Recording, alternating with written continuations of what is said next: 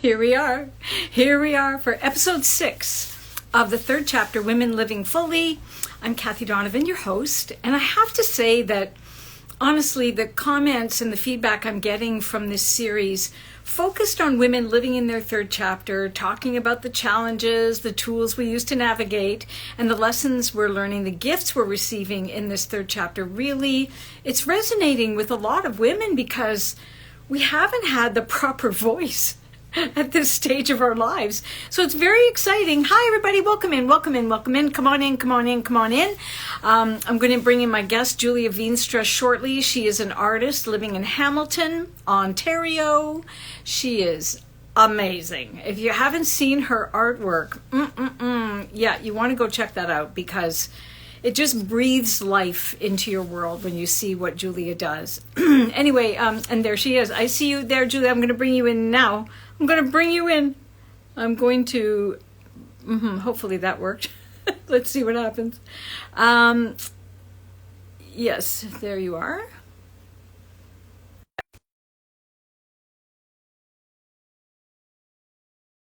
To, talk to women about this particular aspect of our lives. And I have a number of really interesting guests lined up over the next little while. So we'll see where it takes us. It's lots of fun. And I find everybody has such a unique journey. It makes it so, so interesting. So I encourage you to tune into the other episodes, which are all loaded on my page. There she is. Hello. Hi. How are Good you? to see you? I'm fantastic. How are you, Julia? I'm good. Oops, I just lost my battery charger. We should be good. Oh, look at your painting. Oh my gosh. Yeah, I'm in my studio. Yeah, that's where you should be. I love your studio. I love when you're in your studio. It just makes me feel, I don't know, the palette you use, Julia, the things that you focus on, everything you do just lights our world up. And I'm so happy with everything I see that you're up to. It's really great. What an intro. That's marvelous. Thank you. Well, I recommend people who haven't checked you out, go and look you up because there's such a modern flair to such a traditional style. And I see Group of Seven, and I see, your own flavor, and I see like just pop art, and I see all kinds of things. And I can't imagine what's going on in that beautiful mind of yours when you're at the easel, but I know it's all good. Well, I know it's all good. Well, it's very interesting because I've been trying to take over YouTube, Kathie. Good. But videoing myself in the final stages of a painting is very difficult because I'm very aware of the camera and then I'm not making the decisions that, it's a very interesting, this is a new chapter for me, YouTube. So learning some of those skills and how to kind of tune it out and go, I can use the footage or I don't have to use the footage. I think that's what I need to tell myself. But anyway, thank you so much. You said something about what goes on in your head. And I zone, when I'm painting, I kind of am in the zone and making those decisions instinctually. When I'm filming that process, it's another thing. Yeah, then you're in production mode, Yeah. right? You're a producer of a video.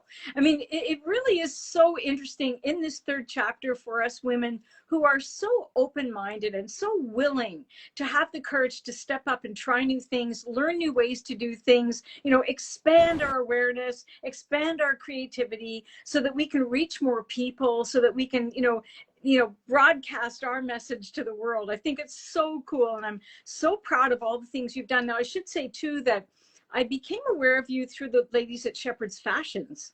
And I know that you're a big fan of what they do. And I understand from them that you watch their videos while you're in your studio. I do. If I can catch them live, I really do enjoy it. It's like company, yeah. Especially live. Like I find I do watch their reruns, but the reruns I kind of fast forward through sometimes and hit the outfits that I want to see. But when it's live, I just love listening to the band, feeling like I could make a comment and, they would, and sometimes I do, I make a comment and sometimes they'll respond back and it's like having company. Yeah. It's like having your sister friends around while you're working. Hey, so you have a gallery in Hamilton, the Crown and Press. It's a gallery kind of cafe situation, right? It is. And then you have your studio in Hamilton. I do. And you have garden in Hamilton, which is no doubt coming to life It now. is. And my husband is out there trimming right now. I hope he doesn't trim too close to the studio. But yeah, today after my fingers are so dirty because I forgot to wear gloves in the garden this morning. And I will be going back out because I got a few things to do. But the garden is coming along. I'm just doing my spring planting. So that is a passion of yours, right? Gardening? I love gardening. I love the layers. It's all about the art of it. It's all about the layers, the colors, the textures, which translate into my painting. Right, exactly. So your perspective is very colorful, Julia. That, I saw too, you were just recently in Wales, and even your little video snips from what you were doing had such a great sense of humor and a lightheartedness to them that it really is the very thing we need in the world today, right? To lift one another, to feel lighter about everything. I agree. And later or whenever it's appropriate, I'm going to tell you a really fun story about something that happened to me this week. And it's such a good news story. But you're right. We need to approach life with a little bit of a lightheartedness. I was thinking today about, being busy. It was a busy day. And I had something happen this week that, don't forget to ask me what it Yeah, is. I And that, got it. I and, got you. and I'm being, requested about these things, this, and I was like, oh, I'm busy today. And then and it's like, why am I so busy? And who is taking all my time? And I was thinking about, I'm busy and life gets busy and we can't necessarily say, I refuse to be busy, especially when you have children and grandchildren. It's not just about making a buck. It's not just about, expanding your career. There are people involved. And when there's people involved, there's always, expectations and loved ones that you want to see and spend time with. And you keep hearing, right, Kathie, that people's regrets are mostly that they didn't spend enough time with those that they loved. So then I'm trying to figure out, how do I get it all done? Yeah. Right? Well, We almost bought a farm about 2 months ago that had a big barn. And I was kind of excited about it. We did not get it. They chose someone else.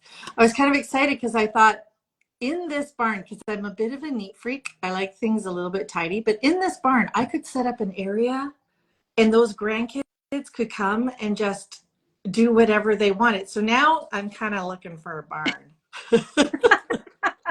I often say to people at this stage in this third chapter of my life that I feel so wealthy because I have time. It isn't about the cash. The cash is great, but I feel when you're doing what you're meant to do, living, as I like to say, on purpose, that money is it's just another form of energy. It comes to you because you're out there like in a very subtle, gentle way, hustling your butt off. I see it. I see you. And I do the same thing. It's a very subtle thing. And believe me, I know you enjoy it as much as I do, but it isn't the measure of my Right. success. The measure of my success is the quality of my day-to-day life. And that's based in gratitude. That's based in appreciation, really. And it sounds like it's the very same for you. And let me tell you this, there is no such thing as balance. It's rather like the yin and yang. You sometimes have a lot of this and a little of that, or a lot of that and a little of this. And the other piece is that there will always be a to-do list. My friend Michelle Valberg taught me that. You'll never get it done. So just put off to tomorrow what you can't get done today. It's right. It's like laundry. Yeah. It's never, Oh, I'll never put that done. off. Yeah. It's never done. I was at the, on my way home from Wales, we had our last night in London, and I went to the Tate Museum, the modern art Tate Museum. And Yoko Ono has an exhibit there right now. And one of the things that she does is she puts up these tree exhibits all over, and it's beautiful olive trees that are inside the building. And you write your wishes and tie them to the tree. And you could read the other people's wishes, and some of them were just so sweet. Obviously, in a child's hand, somebody wrote, I hope I have a happy life, and things like that. And and I thought, well, what would I wish for? And you're right. I didn't wish for more money.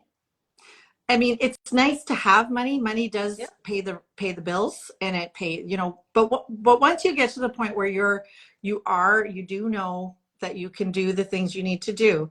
My wish was, I hope I have impact. Oh, I love that. Yeah. Yes, yes. And I hope I impact other artists. I hope I impact my children. I hope I impact my grandchildren. And I do get busy. And sometimes I'm like, well, I don't have time. And then I think, well, is that what I want especially, with all the grandchildren, is that what I want them to know of me, is that I didn't have time to come, or that I put this aside? And my daughter likes to tell me, she's my manager. She's our partner and a manager at the cafe that we own now. And my son-in-law runs the gallery. So it's very nice. I don't have to spend all my time there. I can still be in my studio painting. And she often reminds me when I get a little frantic, like this order and why hasn't that gone out? And she's like, Mom, there's no art emergency. Bravo! Right? And I mean, you want to be gracious and you want to consider your customers and if they want it as a gift, and there's a time frame and all of that stuff. But I wonder how many things in our life that we could actually sit back and go, there's no cleaning the house emergency. There's no, there's no emergency here. Yeah. And yeah, that's what I think about often. Like, is there an emergency? If I gave this up, would it fill somebody's heart, or just let my to-do list get done? Because I do love a to-do list. And that's an organized woman right there. I love that. I can get a lot done. But your to-do list doesn't always have to get to done. It'll always be there. My husband has a to-do list right now. I wonder how much he'll get done. Well, that's his jam today. Yeah. We'll let him have his to-do list. Hey, listen, that may be one of the things that you would consider a challenge in this third chapter is, the endless list of things to do and, managing your priorities. But let's talk about the challenges in this third chapter of life. What would you say are some of them for you, Julia? So this is something I was thinking about, and I was thinking about what are the challenges. Some of the challenges for me was we spent our life not very traditionally. When our children were young and everybody was between grade 10 and grade 1, we moved to Africa. Wow. Yeah, and we lived in Africa for 5 years. And we were there to help, and my husband did building projects, and I did some illustration projects, and we homeschooled our kids, and we were I did a fair trade project that I imported into Canada for 10 years, and then transferred it fully into the hands of the women of Tanzania, and it's still going, and it's really great. And when we got back, though, because we were supported while we were there, it wasn't a job. We were supported. We came back with nothing. Okay. And I was in my 40s. And I remember coming back, and our friends that we had left, that those 5 years in your late 30s and your 40s, they built their empires, right? They had jobs, their houses were almost paid off, and all these things were happening. And I felt like we were just so behind. Right. And I remember going to, and it was a sermon series that my church was doing, and it was like your journey through the decades. And the brief synopsis of that was, in your teens, you're saving yourself. In your 20s, you're saving the world. In your 30s, you're saving coupons.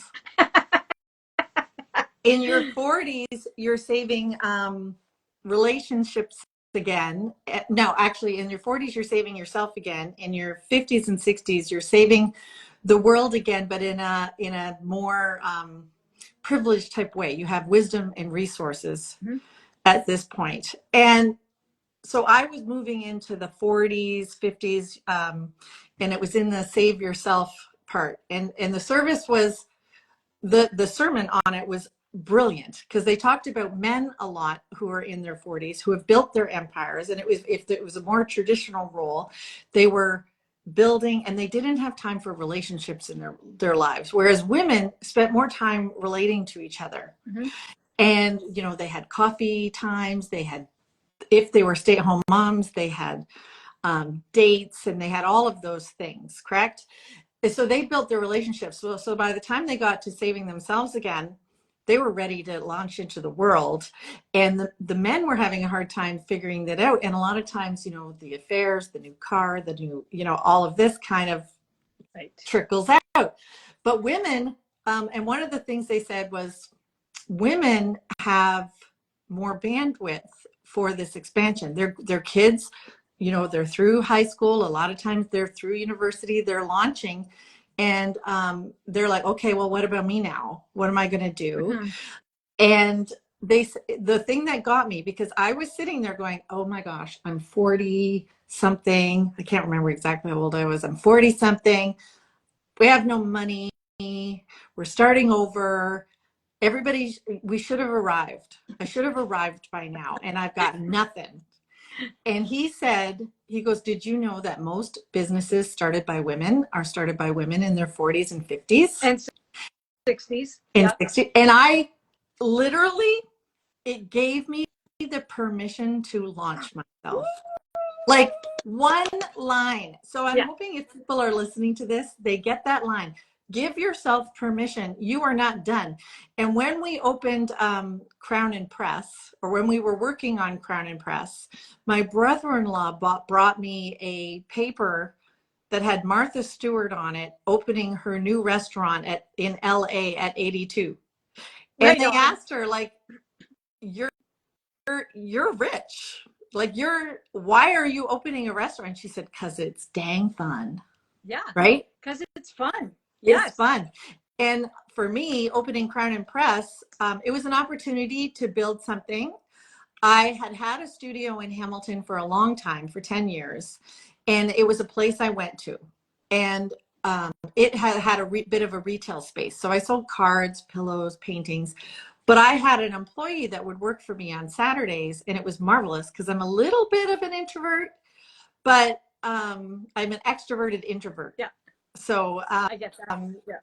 So I would arrange, like, if people said, can we come get pillows? Can we come? Yes, on Saturday between 10 and 5 when Liz is here. Right. So she was the person I handed everything off to. And then when COVID hit and things changed for the world, I gave up my studio. I gave it to the hairdresser that was renting from me next door. I owned the building. I gave it to the and listen, I owned the building. Do you remember I got back when I was 40? I was going to say. And I had nothing, but I owned the building. We took some risks. My husband's a contractor. We kind of got into real estate. We did the whole buy the property, improve the property, get a line of credit on the property, use that on the next property, build that, and it worked for us. I don't know if it works so much anymore with prices the way they are, but it worked. It worked back then. So that's what we did. We hustled. And where was I going? Well, I had a studio. So I gave up the studio. So then I started working at home. I worked at my dining room table. I worked in my husband's garage. And then my son-in-law renovated this shed that's on my property into this, it's a 4-season, it's heated, it's air conditioned, it's wonderful studio. It's got running water. And this is where I spend my days. But people kept calling and saying, can I come get a card? Can I come get books? Can I come get, and I'd be like, now I have to wait until 2 o'clock. I have to do my head. I have to put makeup. I have to look reasonable. I have to make sure my garden is good. My studio's clean. Like, I was like, this is not working for me. And then Abigail and Justin lived in our basement. We had a basement apartment during COVID. And having dinner together, they said, Justin, who has an art degree and history degree, he said, I'd love to work in a gallery. And Abby was a manager at Starbucks. We're like, well, what if we bought a building and put a cafe in it? And then my nephew, who is my marketing team, basically, he's brilliant. He's a Juno award-winning musician. He's like, can I be involved? And we're like, yes. And we have launched Crown and Press, which, if you've seen any of the stuff, it's going really, really well. We represent over 30 artists. And you know what? I still get to paint. It's not taken over my life. We've built it to a point where, everybody has their role and they walk in it. And that is, if I was overpowering and too not able to delegate, but I trust them and it's great. And if you surround yourself with people that you can trust, it's wonderful. Of course it is. And again, is there any coffee emergency or art?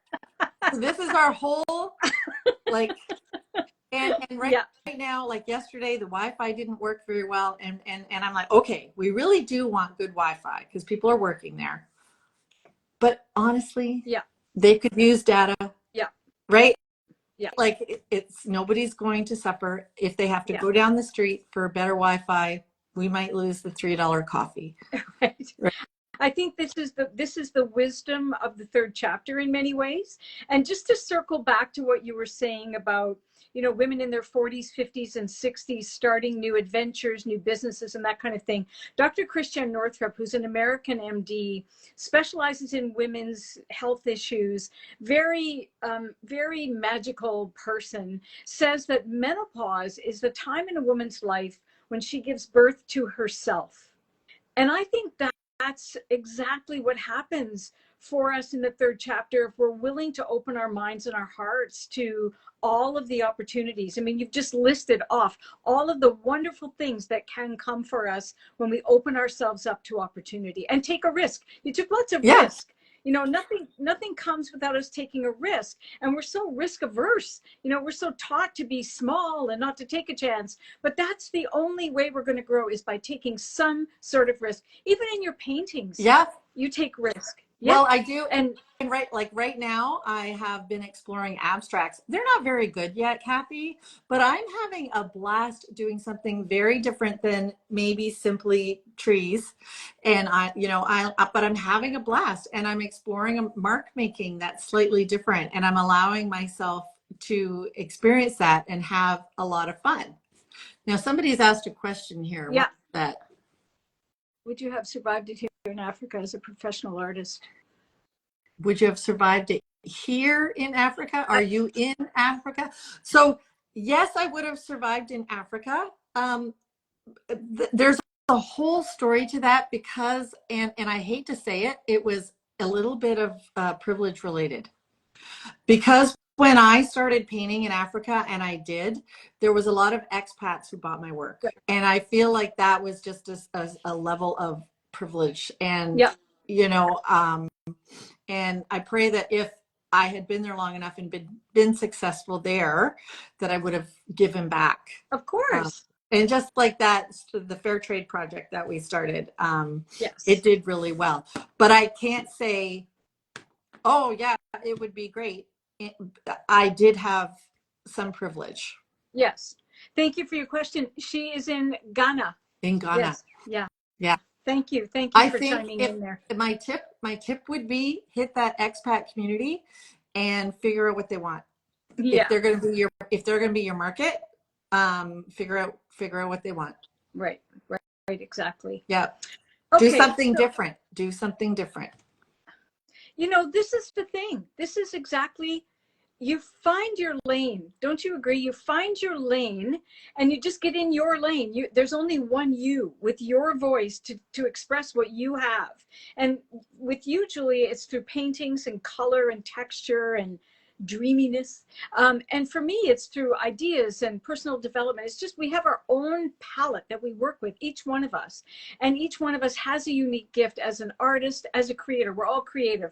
That's the other thing people don't get, is we're all creative. So we all have something to offer. You just have to dig inside a little bit to find out what that is for you. And the third chapter can be a very beneficial time because you do have wisdom, you have experience behind you to help you navigate through. And confidence too, hopefully, that you've confident. I was about to say that doesn't mean you don't have insecurities, because those 30-year-olds can act like they know it all and really throw you for a loop, right? Like that's not what it is now. That's not. And like for just a small example is when your children have children and you no longer know anything until those kids are like 2 or 3, and then they're like, oh, Mom, you now know a few things, but at the very beginning, you no longer know anything, and they can just throw you. You're like, Yeah. and there, sometimes that's Yeah. true. And it's fun working with my daughter at the cafe and my son-in-law. It's joyous, but there's a decision that we make. We don't fight. When we fight, we work it through. Yeah. And we really stop and think ahead. And I think she's more reactive because of her youth, and I'm Yeah. more I can be pretty reactive though. Don't even get me wrong. Like especially when it's with your husband or your family, right? Right. Me too. Yeah. But I think one of the gifts I have is that if there's a conflict going on, I don't rest. It's not just let it slide. Yeah. It's until it's worked Right. out. But Right. do you want to hear Oh, this story? somebody's put a little comment, and I do want to hear the story. So I am majorly doing women's paintings, trying to give a voice to subjects we normally don't see in paintings. I connect better when my paintings are nude, but the feedback I get is, oh, this painting, oh, that's beautiful, good, well, keep up the great work, that's fantastic. I do want to hear your story. It is. You have. I always say when I'm coaching an artist is that you have to get your grocery money painting. You have to develop a piece. You have to develop a line that is accessible, that people want, that pays for your groceries, and then really expand into that wild, artsy, wonderful stuff. But get that line, figure out what they want that pays your groceries. That may be, we could stop the conversation here. That may be the nugget of wisdom every artist needs to hear. Find something that's going to give you a business in the mainstream. Minute. Yeah, sure. My husband, somebody just arrived and I told them not to arrive between No. 2 and 3. And now my We're husband's busy. like, he knows what it is. He knows which one. So he's going to take it. I'm like, go out there. And the comment back was, I'm in constant fear of becoming unsuccessful, which I totally understand. You are a human being. We all have doubt, but we can't go down the river with the doubt. That's the thing. We have to be in charge of our thoughts. That is one of the gifts for me in this third chapter is I'm in charge of my thoughts now. I used to let my thoughts run me and I was all kinds of afraid and insecure, blah, blah. And now I'm like, no, I know exactly what I want and I know where I'm going. And, I have moments, but for the most part, I run my thoughts, and that's really the gift of confidence in this third chapter. So back to the challenges. Any other challenges you want to talk about in this third chapter? Well, I'm more tired. So okay. So then it's a matter of, determining that I'm going to eat right and figure. I just went through a whole thing and I've got to do a follow-up with not an herbalist. Homeopath? Yes. Okay. Yes. Where I started taking estrogen and estradiol and some other things, telling her like hadn't been sleeping well. It has made a difference. Good. And I thought, unless I focus on these things, it's just going to slide, right? Mm-hmm. Yeah. Unless I get more exercise, unless I do the things that I need to do, it's just going to slide. So I've been making sure that I have my doctor's appointments and all of that. And I do feel the energy coming back. But I do go to bed on time and just know, and now I know myself to know that I need quiet time. Yeah. Being an extroverted introvert, like I love being around people. I can be the life of the party, and you've seen, if you've been following me, it's fun, it's fast, but then it shuts off and I'm like alone for hours. Right? Yeah. It is a naturopath. I think you were looking for. Somebody commented naturopath. Yeah. And I like to say too, Julie, that I require a little more maintenance now in this third chapter, a little more maintenance. And I have to maintain my good habits, or I feel the effects of that if I don't maintain my good habits. And I'm habit stacking all the time, learning new ways to help myself to feel as energized as I can when I, am in my fullness of my day. So that, but I like you, I go to bed earlier, I wake up early, I go to bed early. I just take really good care of myself, because this is of the most beautiful chapters of our lives. There's reward in every single chapter, but when we take really good care of ourselves in the third chapter, it's very, very rewarding. Yes. Okay, let's talk about well, you may have mentioned some of the tools in there because your naturopath is helping you connect with ways to feel better health wise. Yeah. But are there other tools that you use? I mean, gardening must be one. Gardening is wonderful. Painting is wonderful because when I paint, it releases so much stuff. It's just, I can feel the stress going. But one of the tools I have always employed, but even employ more, is limitations and not so much boundaries. Boundaries make, sometimes I find the word boundaries, it's like, means like, you know, pushing somebody off, but it's not. It's knowing now, whereas I didn't know when I'm younger how much alone time I actually need, and being able to say no, I cannot do that. Here's the thing that you do when you want to be alone and somebody asks you to do something and you're like, I'm sorry, I have plans, and that's all you have to say. Yep. The plans might be sitting in your pajamas having a glass of wine on a Friday night. I mean, I don't want you to choose those plans over people, but I want you to be wise. But I find one of the tools is knowing who's important to me and who I want to feed and who I want to be with over what will get me somewhere. Yeah, for sure. Yeah. Right. Yeah. And that's a tool that I employ. Who are my priority? How am I going to, I only have 24 hours a day. How am I going to use this time? And sometimes a day is just packed. Yes. Just packed. And sometimes it goes sideways. Yes. And that's okay. And I want to tell you about the sideways story. But before you get to that, I just want to reframe for you the concept of boundaries. If you could look at it this way, instead of the idea of pushing something away, you're rather protecting the gold that you've mined for because you've become clear about what it is you want. Yes. It's a boundary to protect you from leaking your goodness all over the road. Right. Rather than pushing anything away. Yeah, that's how I look at boundaries. I like that. It's more of Yeah. But again, I don't want to protect myself from too much. Yeah.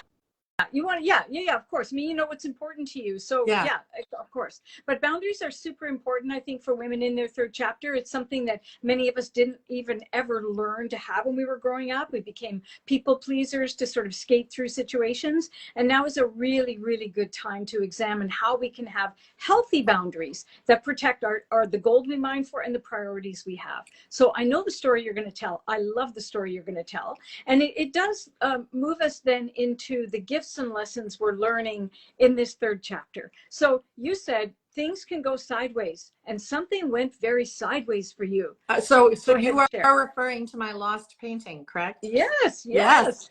So I sent a painting to Kelowna, to Hambleton Galleries, which is a wonderful gallery that carries my work.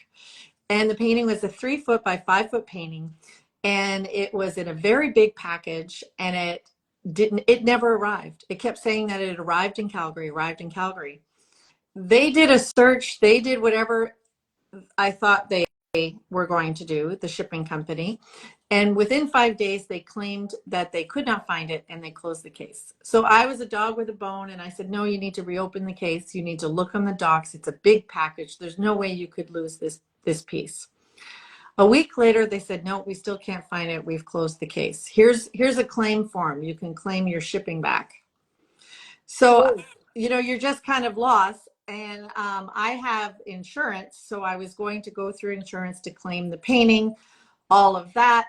But then I had to go on holidays, and I'm like, okay, I'm just going to put this aside. Again, it's not an art emergency. It is a loss, but it's not an emergency. I can put this aside and I'll revisit this, when I get back. So I got back last Wednesday, and I was painting in my studio on Monday, and I got this random phone call. So it's been now a month since I have said the painting is lost. I got a phone call from a wonderful woman in New Brunswick who said, oh, I figured out your name from the signature. I'm like, the signature? Yes, the signature. I won a piece of your work on auction. And I said, you won a piece of my work on auction. And I do donate to auctions, and there was a big one in my city, Dundas, the little town that I'd recently was in. And I'm like, well, maybe but how would she not know who I was? Because it's very documented. If you won it, you would have got all my information. And she ended up telling me she got it at an auction house in New Brunswick. And I said, an auction house in New Brunswick. So then she walked me through going through the website, finding the lot number, and there was my lost painting. And what's really funny is it was photographed upside down, and she bought my $7,500 painting for $92.50. Oh my And God. and she was like, I was like, ma'am, that is like, it's been lost. I've been frantic over that. And I told her all the things I'd been through to try to find this painting because it was going to a client in Kelowna. And she's like, oh no, am I going to lose this painting? And I said, well, only if you're willing to do the right thing. And she said, I'm an East Coaster. I will do the right thing. And she worked with me, and I phoned that company. And let me tell you, that company got an earful. And I finally found somebody in the company to take responsibility. I went through 4 managers who kept telling me I had to deal with another company. And I'm like, nope, you sold my painting to an auction house. And when I backtracked the time, Kathie, I'm like, she had it for a week. The auction house probably had it for 2 weeks. The auction house bought 6 trailers full of merchandise from this company that had been Wow. mishandled. And so it took me back to when they were searching for it. So when they were searching for it, it was on this trailer going to the auction house. Wow. Wow. And the gentleman who I finally got to take responsibility was another East Coaster who took full responsibility, who worked everything out. I'm getting paid for the shipping back. They boxed and crated it and are sending it at their cost to the end consumer. But I said to them, this lady deserves something. I'm going to send her a painting worth $1,200. You better pay me for it. And they are. So, hallelujah. 3rd chapter, ask for what you need. And Yes, ask what you need. Now, but I'm curious because I'm a little bit of a nosy person. Why did she contact you? she was so curious because I had not put a title on the piece. She wanted to know what it was called. What? Oh my God. That is all. Wow. And she said, oh no, am I going to lose this piece? And she said, I kind of wish I never called. But since then, I did a TikTok about it, and I did an Instagram reel. And I'm going on the news, CBC Newfoundland on Tuesday, because they saw my TikTok. And my local television news is coming to interview me shortly. And like it's because, and I called her and I said, they want to know if you'll talk to them. And she said, no, she's an older lady. And she's like, no, I don't want to talk to them, but this is great. You can tell them all the details. And I said, you'll be Banksy. You'll be this amazing person that they don't know who it is, but who does good work. And isn't that sweet? She's also I would definitely say she's in her 3rd chapter, and just realizing that she would do what's right, and Exactly. that it didn't hurt her. And she's like, it's going to come around. Of course, of course, of course. Well, the universe has, I believe, all kinds of weird ways of making things right. So I'm so happy for you and so pleased to see that people are good. People are good. People are Yeah. good, Yeah. despite what we hear about all the time. So that's fantastic. And any other lessons, gifts? I mean, that's a beautiful gift. But any other lessons and gift that you're learning aside from there are no art emergencies? Oh, somebody wants to know the name of the company who lost your painting. Go over to my Instagram so that Julia Veenstra artist. There's a whole reel about it. There you go. Yeah. Okay, gifts and lessons. Oh man. So we've talked about so many, like basically I think the big one that I want to say is giving myself permission to stop and think, and even not beating myself up over conflict. And here's the big thing. I'm a people pleaser. So if somebody has an issue, I immediately think I've done something wrong. Mm-hmm. But Mm-hmm. but at this point now, I'm realizing, wait a minute, wait a minute. Did I say that? If I Yeah. did, I'll apologize. Is that what is implied here? Like, I get a lot of people will order something, they'll get the confirmation, and they haven't heard back that it's being shipped within 24 hours. And I'm like, we're not Amazon. And at first I was like devastated, like, oh, we should have a follow-up. And I'm like, no, it's okay. They can figure out there's no art emergency. This is not fast. It's not fast fashion. It's not fast art. It's not on a shelf. I'm creating it. Yeah. And that they have to take weight. And if I fall down, I get up and we fix the problem. But a lot of times it's just a matter of explaining the parameters and with confidence. Sure. And what you just described there is wisdom combined with giving ourselves grace. I have confidence. If I've messed up, I'm going to own up. I'm not afraid to do that. But I also give myself grace when I do mess up because I'm human. Somebody is just saying, Julia, I'm from New Brunswick and it would be fun to have you visit. I love your art. See, there's another invitation. This lady invited us to come and visit. Right? Oh. Now I have new friends in New Brunswick. You guys are great out there. It was from New Brunswick, the lady. Love just that. So you know. Love that. And before we go, anything else you want to add about the joys in your third chapter, aside from your art, your grandchildren, your family, your garden, your gallery? Well, my husband. So much joy. I don't know. Those are a lot of things. Yeah, you're very blessed. Yeah, those are a lot of wonder. And I am very blessed. And I was, and here's the thing, Kathie. A lot of people will look at me, and I've had this conversation. Well, that's one thing. You're Julia Veenstra. You've got this, and this. And I'm like, my mom died when I was 13. I was on welfare as a student. Doug and I were very poor at the very beginning, and we had to work out our lives, right? We have 5 kids, and this has all happened in the last 15 years. So there's time, and maybe that's the last thing. There's time. There's still time. And it takes 15 years to become an overnight success. Well, that's it. My nephew, who is a Juno award-winning musician, he often said, he got his first Juno when he was like 33 or something. And kids would come up to, oh man, I want to be like you, but I'm working so hard and my band's going nowhere. And he's like, when did you hear of me? Yeah. Oh, I just heard of you 3 years ago. Yeah. I'm 30. I've been playing in my band since I was 12. Yeah.